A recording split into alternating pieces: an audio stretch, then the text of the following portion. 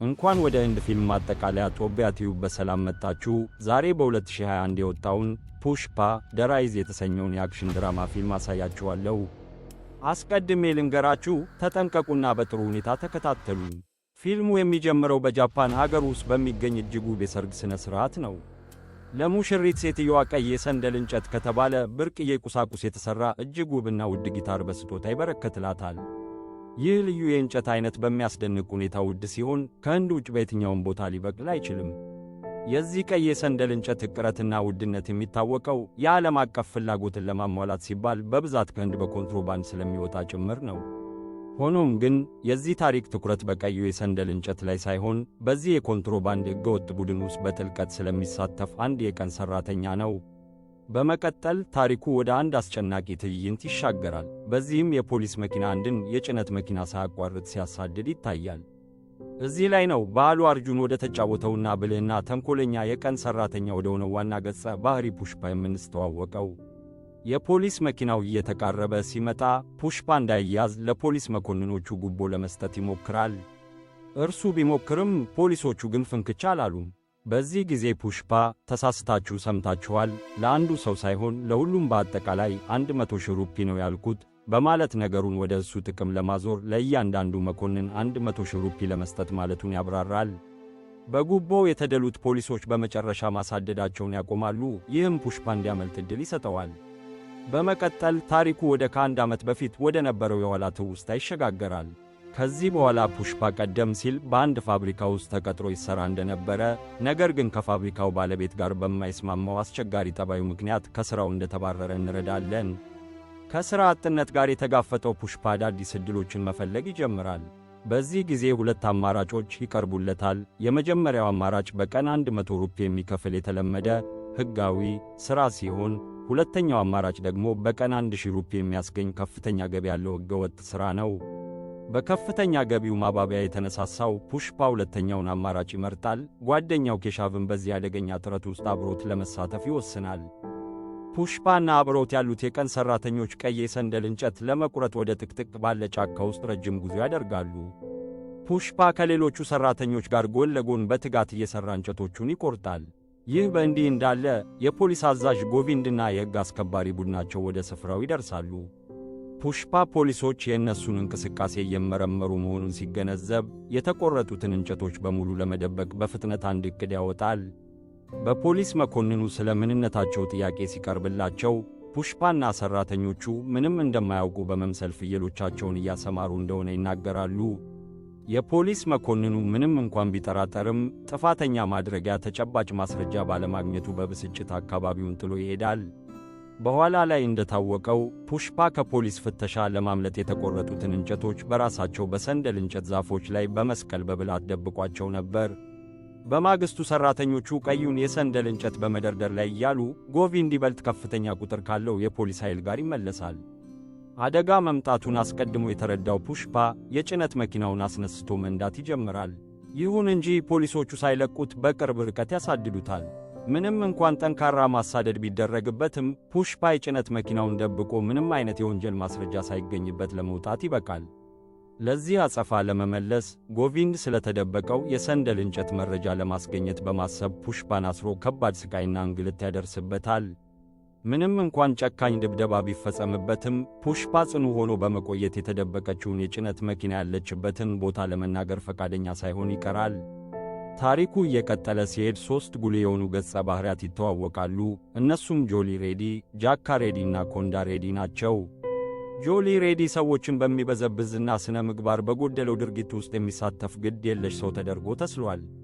ከሦስቱ ወንድማማቾች መካከል ይበልጥ የተማረው ጃካ ሬዲ ደግሞ የበለጠ በአእምሮና በእውቀት ላይ ያተኮረ ሚና ይጫወታል። ሦስተኛው ወንድም ኮንዳ ሬዲ በኮንትሮባንድ ሥራው ውስጥ ብልህና ተደማጭነት ያለው ሰው ተደርጎ ተገልጿል። ፑሽፓና አብረውት ያሉት ሠራተኞች የሚሰሩት በእነዚህ በሦስቱ የሬዲ ወንድማማቾች መሪነት ስር ነው። በፑሽፓ ጥንካሬና ብላት የተደነቀው ጆሊ ሬዲ ወደ ፖሊስ ጣቢያ በመሄድ ያጋጠመው ስቃይ ሳይበግረው ዝምታን በመምረጡ ፑሽፓን ያደንቀዋል። የደረሰበት ከባድ ስቃይ ሳይበግረው ዝም ማለቱን ካደነቀ በኋላ ለፑሽፓ እንዲህ ይለዋል።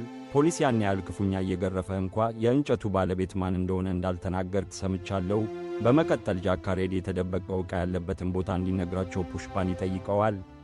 ፑሽፓ ግን ለዚህ መረጃ 500 ሺህ ሩፒ በመጠየቅ ምላሽ ይሰጣል። ገንዘቡ ከተሰጠው የጭነት መኪናው ያለችበትን ቦታ ለመናገር ይስማማል። የሬዲ ወንድማማቾች መኪናዋን ወደደበቀበት ስፍራ ከፑሽፓ ጋር አብረው ይሄዳሉ። ፑሽፓ መኪናዋን በኩሬ ውስጥ እንደደበቃት ያሳያቸዋል። ይህም ማንም በቀላሉ ሊደርስባት እንዳይችል አድርጓታል።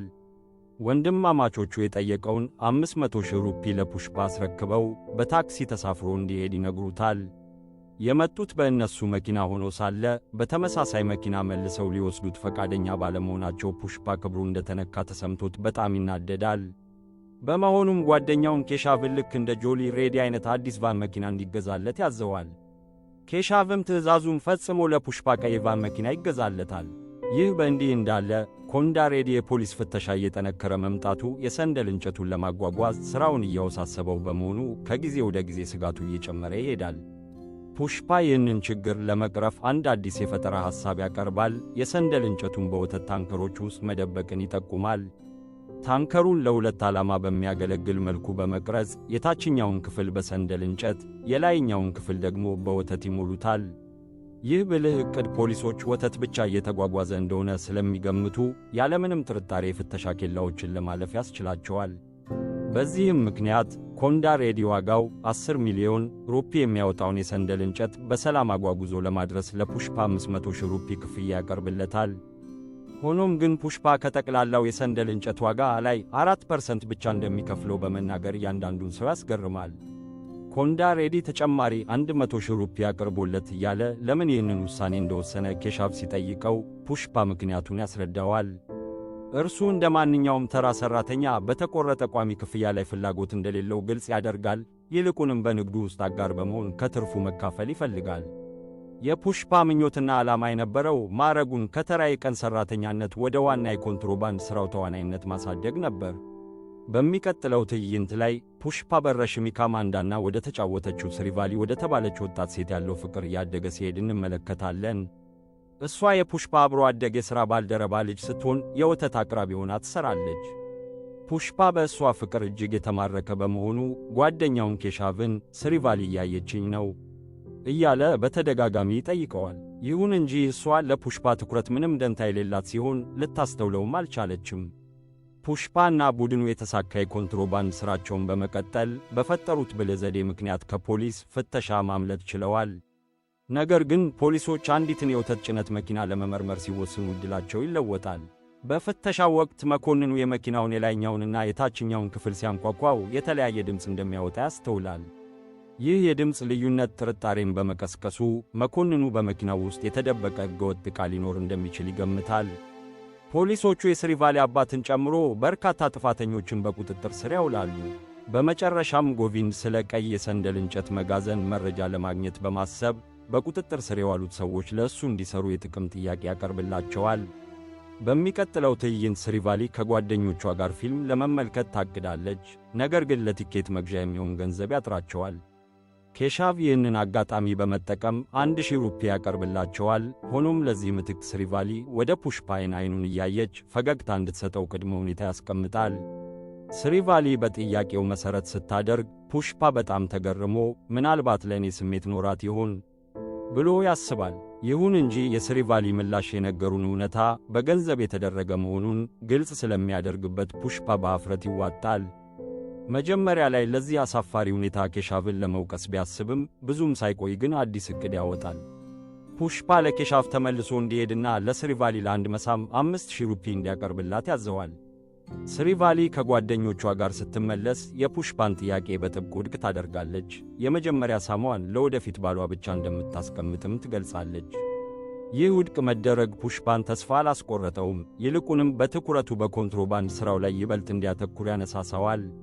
የኮንዳ ቡድን የጠቅላላው ሕገወጥ ቡድን ዋና መሪ በሆነው በማንጋላም ሲኑ ትዕዛዝ ስር የሚንቀሳቀስ ነው። ሲኑ የሰንደል እንጨቱን በ15 የፍተሻ ኬላዎች አሳልፎ እስከ ቼናይ ወደብ ድረስ የሚደረገውን መጓጓዣ በበላይነት ይቆጣጠራል። ሲኑ የሰንደል እንጨቱ ወደ ቼናይ ወደብ ከመላኩ በፊት ገና የተወሰነ ጊዜ ስላለ አስተማማኝ የማጠራቀሚያ ቦታ እንዲሰጠው ለመጠየቅ ወደ ኮንዳ ሬዲ ይመጣል። የሰንደል እንጨቱን የመጠበቅ ኃላፊነት መጀመሪያ ላይ ለጆሊ ሬዲ ተሰጥቶ የነበረ ቢሆንም እርሱ ግን ተግባሩን በአግባቡ መወጣት ሳይችል ቀርቷል። በዚህም ምክንያት ኮንዳ ሬዲ የሲኑን ንብረቶች የመጠበቁን ኃላፊነት ፑሽፓ እንዲረከብ ሐሳብ ያቀርባል። በማግስቱ ፑሽፓ ወደ መጋዘኑ ሲደርስ የሰንደል እንጨቱ ለተለያዩ የተፈጥሮ አደጋዎች በሚጋለጥ መልኩ በሜዳ ላይ ተጥሎ ያገኘዋል።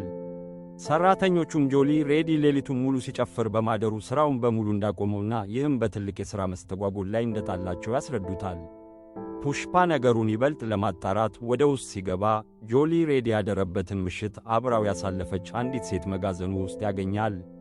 ፑሽፓ ሴትየዋ እንድትወጣ ሲጠይቃት ይህ ድርጊት ጆሊ ሬዲን ክፉኛ ያስቆጣዋል። በዚህ ቁጣ የተነሳ ጆሊ ሬዲ ፑሽፓ ላይ ጥቃት ይሰነዝራል። በዚህ ግብግብ መካከል ፑሽፓ ከኮንዳ ሬዲ ስልክ ይደርሰዋል። ኮንዳ ሬዲ ፖሊሶች መጋዘኑን ለመውረር በከፍተኛ ፍጥነት እየመጡ መሆኑን ይነግረዋል። ፑሽፓ በፍጥነት በመንቀሳቀስ አንድ አስቸኳይ ዕቅድ ያወጣል። ፖሊሶች ምንም አይነት ማስረጃ እንዳያገኙ ለመከላከል ሲል የሰንደል እንጨቱን በሙሉ ወደ ወንዙ ውስጥ ማፍሰስ ይጀምራል። በተጨማሪም የሰንደል እንጨቱ በውሃው ተሸፍኖ በሰላም እንዲደበቅ ለማድረግ ፑሽፓ ጓደኛውን ኬሻቭን የግድቡን በር እንዲዘጋው ይልከዋል። ፖሊሶች እዚያ ሲደርሱ ከቀዩ የሰንደል እንጨት ላይ ምንም አይነት ፍንጭ ማግኘት አይችሉም። ይህ በእንዲህ እንዳለ ኬሻቭ ወደ ግድቡ መድረስ የቻለ ሲሆን የግድቡን ተቆጣጣሪ ጉቦ በመስጠት የግድቡ በር እንዲዘጋ ያደርጋል። ይህ ድርጊት የማንጋላም ሲኑን እጅግ ከፍተኛ መጠን ያለው ገንዘብ በብልሃት ለማዳን አስችሏል። ይህ ተግባር ፑሽፓ የሲኑን እምነትና ክብር እንዲያገኝ ያደርገዋል።